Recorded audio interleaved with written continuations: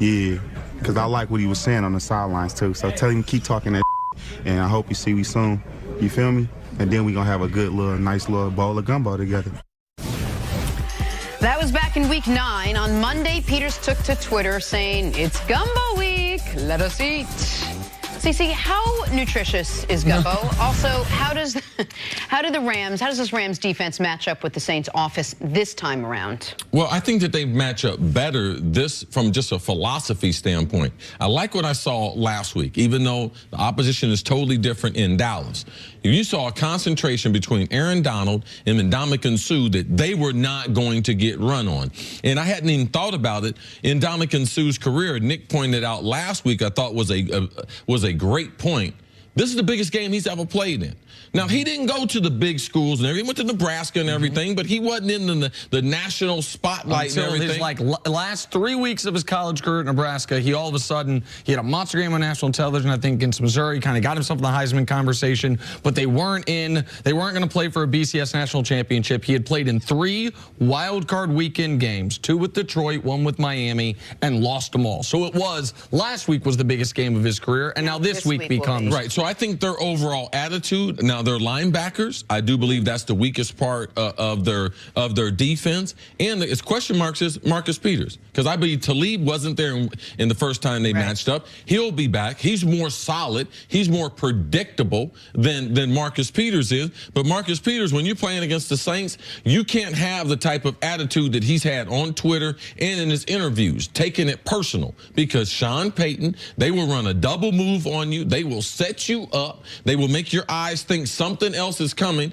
and have someone else either go into your zone or take advantage of your bad technique that he has sometimes in man-to-man. So if I was him, I would get focused, because Sean Payton and them, I know Sean. Sean Payton is coming after Marcus Peters on Sunday. And the reason, not just because he's out there on the field, he has poor technique, he grabs and clutches in man-to-man, and he's not very, very fast down the field.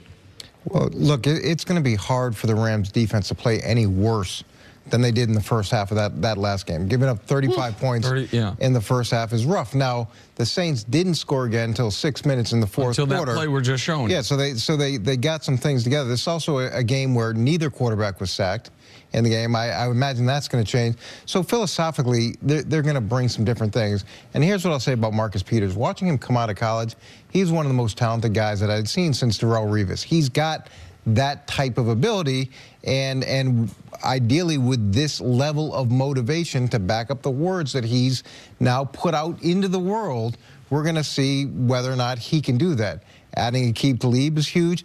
Let's hold Michael Thomas to less than 200 yards. Let's say we just cut it down to like 100 yards, 150. Like, let's cut 60 or 70 yards off his production, and they're in good shape. And then you saw what happened at the end of the first half.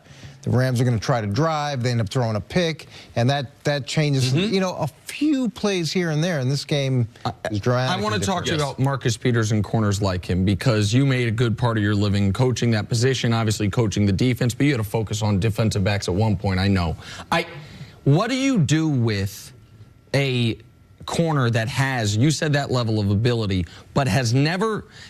He's always been, his whole pro career, a guy that might lead the league in interceptions in any given year, and he also might lead the league in plays of 40-plus yards given up. Like, is there a way to tamper down both of those so it's more consistent production, or is he just who he's going to be? Well, when I was dealing with those guys, it was just a function of how rich do you want to be.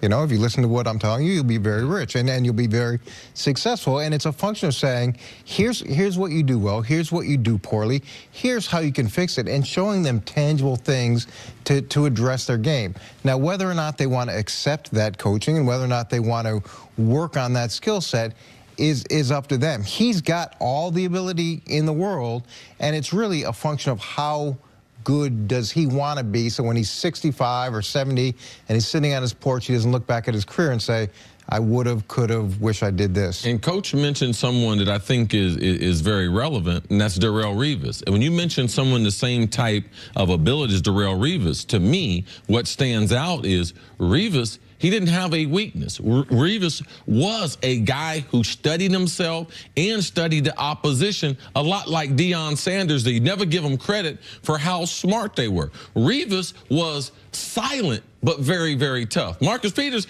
he's tough, and he talks very tough, so it's a different presentation week in and week out.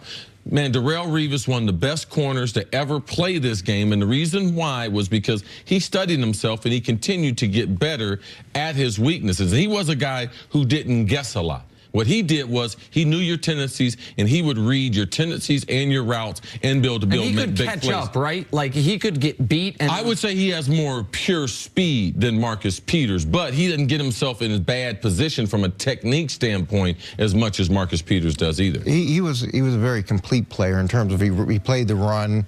He was physical at the line of scrimmage. He had a good base.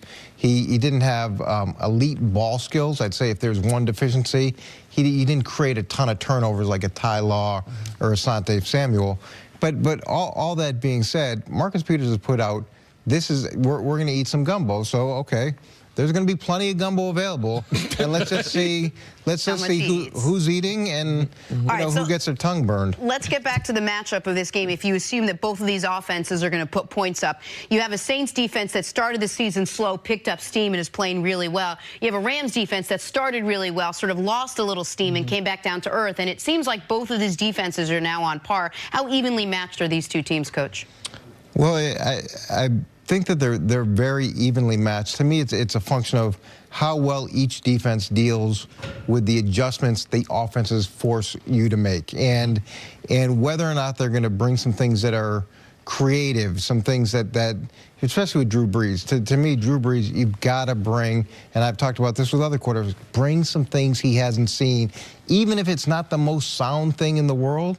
Like because, well, I mean, you can overload pressure. Overload, vacate a zone. Vacate zones, show one thing, do another thing. And he may catch you in that, but he may catch you when you're the most sound. So you could get killed a lot of different ways. At least you have a chance to make a play on him. And look, you've got to make a play on him. 35 points in the first half isn't going to cut it. And it's really interesting when you're saying do something that might not be sound. Troy Polamalu, Peyton Manning will talk about how Polamalu was the player he was most frustrated playing against because Polamalu wouldn't be where he was supposed to be. Him and Junior Seau. Oh, sure. There's another example. It is a guy in the front seven as opposed to the back end safety, but Peyton Manning would do such a great job as Drew Brees does watching film, knowing, oh, okay, you're showing me this, even if it's a disguise, this is where the X's should be to our O's, and a guy that had that level of ability to freelance and would be somewhere else, it really threw Peyton off. It's what you're talking about with Tom Brady, that if he knows what you're doing, you're dead before the play has been snapped. Drew Brees, that similar player. Now, I don't know that that the Rams, maybe LaMarcus Joyner can do some of that. Maybe, I don't know exactly the person on their defense they would assign that to, but they've got to throw a wrinkle, because if not, you're just hoping and praying a guy drops the ball on 3rd and long. You're hoping and praying there's a muffed punt. You've got to do something that gives you a chance to flip the game. And even if it's incorporating some double teams on Michael Thomas, working some of that in so that in a key situation, you know that he's the got-to-have-it player. Yes. You know that when everything is on the line, he's the guy that they're going to go to. And in big games, you always hear historic coaches say, don't think plays, think players. So there's the player that's going to get the ball. Make sure he's not the one that kills you. All right, Coach, stick around. Coming up, talk some Dallas Cowboys. Can his team make the leap in 2019? Stephen Jones seems to think so. It's next on First Things First.